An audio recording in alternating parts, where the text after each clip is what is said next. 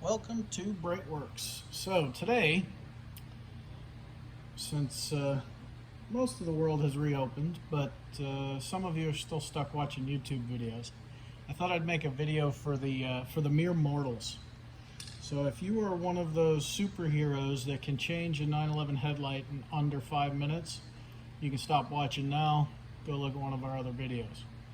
However, for the mere mortals out there, when we go to change headlights, typically we pull out a screw that has a completely stripped head when we're trying to change these headlights. Now, why is the head completely stripped? Because you can see your access here to the screw head is very limited. So I have time inserted a number of these because the little nut on the back, it's an M5 thread, the little nut on the back usually gets stripped out. This one is a little loose, but it's still going to work. Now here's the trick that I have found that works. So I've got a screwdriver. I've got a really long screwdriver, right? I need to be able to come across the bumper and get my screwdriver squarely into that screw.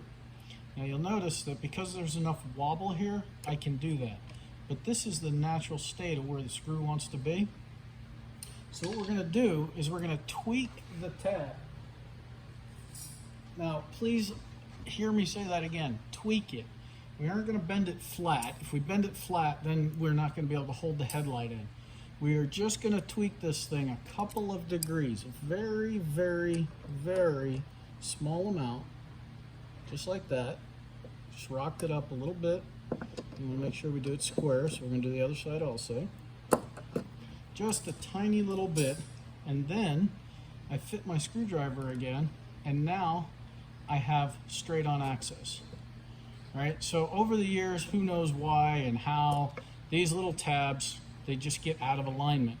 And the next guy doesn't realize that, hey, I can actually move that tab, so they end up jamming a screw in at an angle it shouldn't be. And these are fine pitch M5, so that you can strip that in about a heartbeat. So just by tweaking that a little bit, we can make our installation process go better. You'll notice that my screwdriver is still hitting the bumper a little bit. That's to be expected because we do need that up angle when we go and fit the headlight.